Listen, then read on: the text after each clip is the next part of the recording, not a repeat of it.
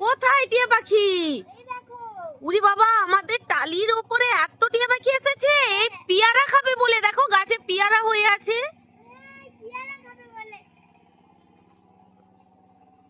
কি হলো, চুপ করে বসে আছো কেন? পাখিগুলো ধরো। কেন? এ বাবা, আবার ঠকালে আমাকে। দেখ, আমি পালিয়ে যাই।